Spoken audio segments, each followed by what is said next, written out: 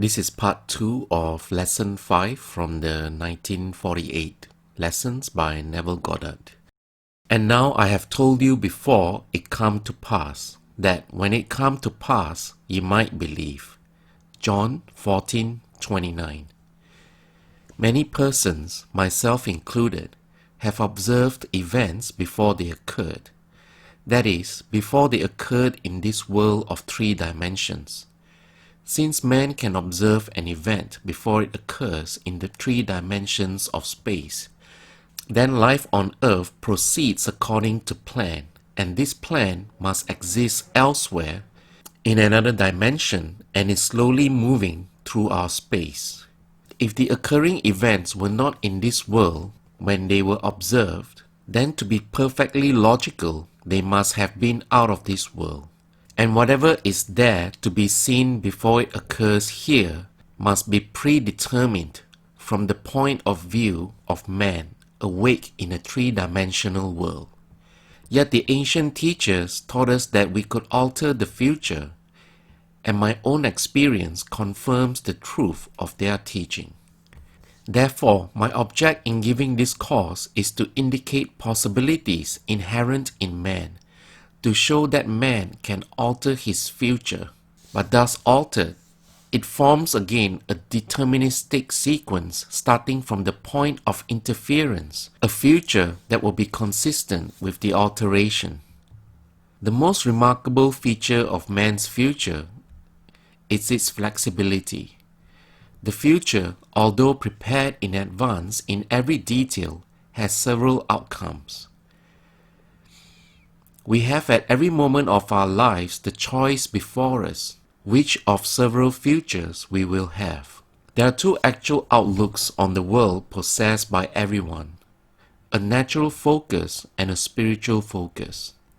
The ancient teachers called the one the carnal mind and the other the mind of Christ. We may differentiate them as ordinary waking consciousness governed by our senses, and a controlled imagination governed by desire. We recognize these 2 distinct centers of thought in the statement, "The natural man receiveth not the things of the Spirit of God, for they are foolishness unto him, neither can he know them, because they are spiritually discerned." Corinthians 2:14. The natural view confines reality to the moment called now. To the natural view, the past and future are purely imaginary. The spiritual view, on the other hand, sees the contents of time. The past and future are a present whole to the spiritual view. What is mental and subjective to the natural man is concrete and objective to the spiritual man. The habit of seeing only that which our senses permit renders us totally blind to what otherwise we could see. To cultivate the faculty of seeing the invisible, we should often deliberately disentangle our minds from the evidence of the senses and focus our attention on an invisible state, mentally feeling it and sensing it until it has all the distinctness of reality. Earnest, concentrated thought, focused in a particular direction, shuts out other sensations and causes them to disappear. We have only to concentrate on the state desired in order to see it. The habit of withdrawing attention from the region of sensation and concentrating it on the invisible develops our spiritual outlook and enables us to penetrate beyond the world of sense and to see that which is invisible. For the invisible things of Him from the creation of the world are clearly seen. Romans 1:20. This vision is completely independent of the natural faculties. Open it and quicken it. A little practice will convince us that we can, by controlling our imagination, reshape our future in harmony with our desire. Desire is the mainspring of action.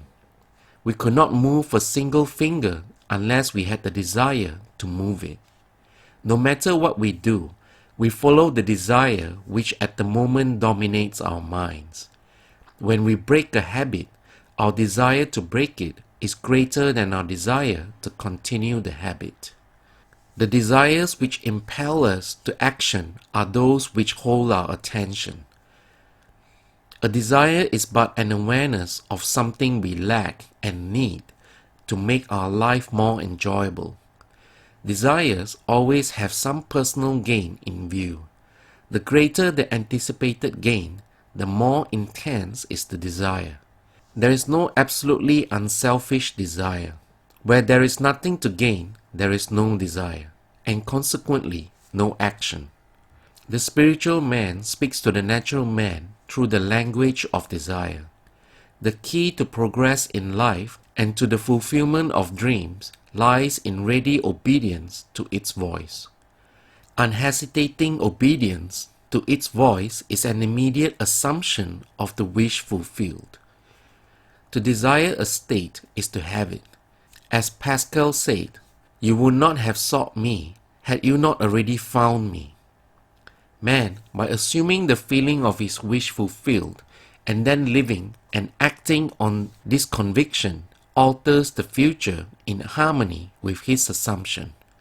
Assumptions awaken what they affirm. As soon as man assumes the feeling of his wish fulfilled, his fourth-dimensional self finds ways for the attainment of this end, discovers methods for its realization. I know of no clearer definition of the means by which we realize our desires than to experience in imagination what we would experience in the flesh were we to achieve our goal. The imaginary experience of the end with acceptance wills the means. The fourth-dimensional self then constructs with its larger outlook the means necessary to realize the accepted end. The undisciplined mind finds it difficult to assume a state which is denied by the senses. But here is a technique that makes it easy to call things which were not seen as though they were. That is, to encounter an event before it occurs. People have a habit of slighting the importance of simple things, but this simple formula for changing the future was discovered after years of searching and experimenting. The first step in changing the future is desire. That is, define your objective. Know definitely what you want. Secondly, construct an event which you believe you will encounter following the fulfillment of your desire. An event which implies fulfillment of your desire. Something which will have the action of self-predominant. Thirdly, immobilize the physical body and induce a condition akin to sleep by imagining that you are sleepy. Lie on a bed or relax in a chair. Then with eyelids closed and your attention focused on the action you intend to experience in imagination, mentally feel yourself right into the proposed action, imagining all the while that you are actually performing the action here and now. You must always participate in imaginary action, not merely stand back and look on, but feel that you are actually performing the action so that the imaginary sensation is real to you. It is important always to remember that the proposed action must be one which follows the fulfillment of your desire. Also, you must feel yourself into the action until it has all the vividness and distinctness of reality. For example, suppose you desire promotion in your office. Being congratulated will be an event you will encounter following the fulfillment of your desire. Having selected this action as the one you will experience in imagination, immobilize the physical body and induce a state akin to sleep, a drowsy state, but one in which you are still able to control the direction of your thoughts. A state in which you are attentive without effort. Then visualize a friend standing before you. Put your imaginary hand into his. Feel it to be solid and real, and carry on an imaginary conversation with him in harmony with the action. You do not visualize yourself at a distance in point of space and at a distance in point of time being congratulated on your good fortune. Instead, you make elsewhere here and the future now.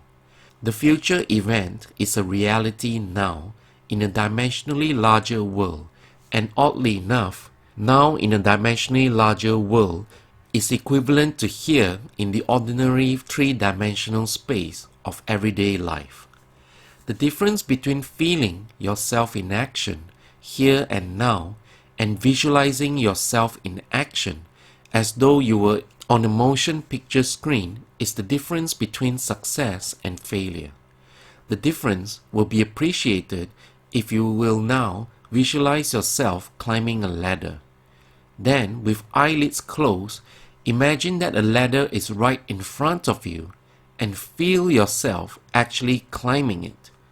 Desire physical immobility bordering on sleep, an imaginary action in which self feelingly predominates here and now, are not only important factors in altering the future, but they are also essential conditions in consciously projecting the spiritual self.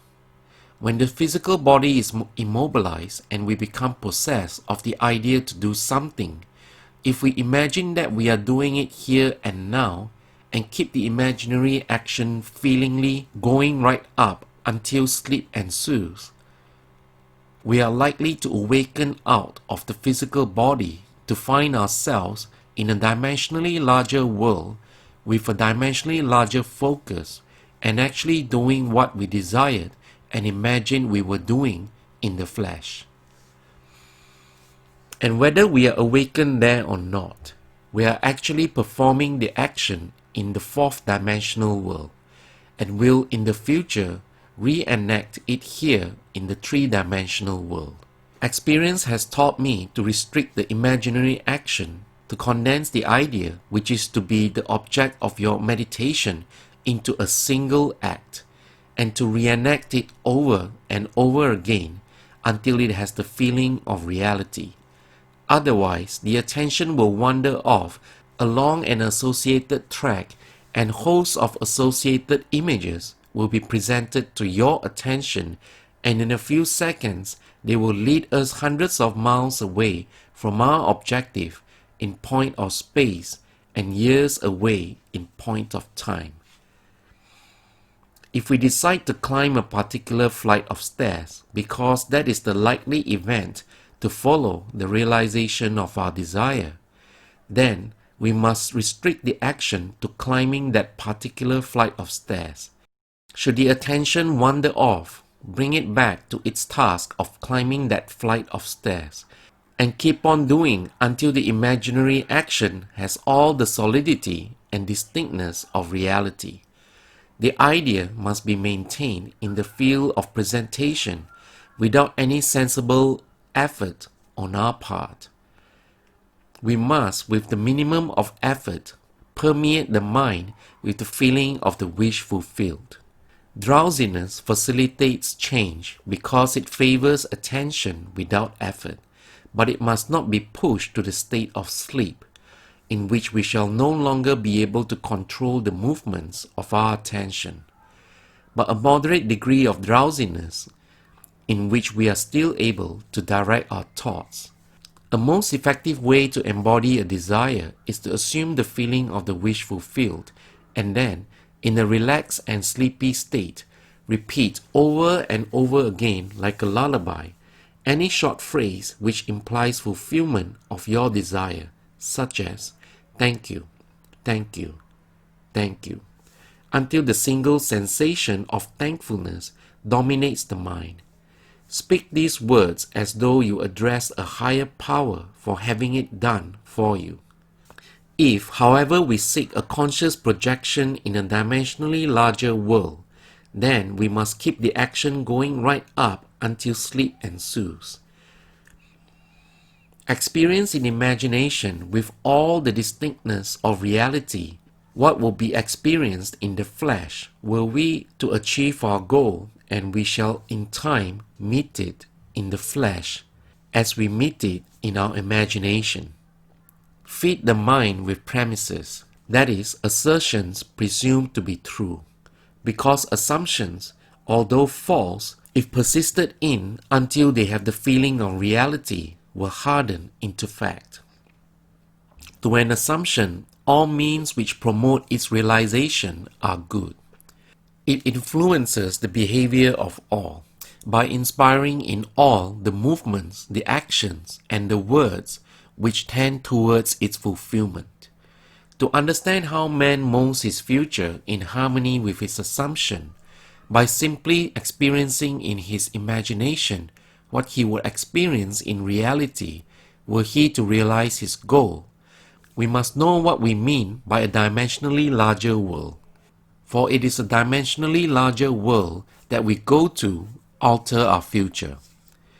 The observation of an event before it occurs implies that the event is predetermined from the point of view of man in the three-dimensional world. Therefore, to change the conditions here in the three dimensions of space, we must first change them in the fourth dimensions of space. So this is the end of part 2 of lesson 5. Remain faithful to your idea.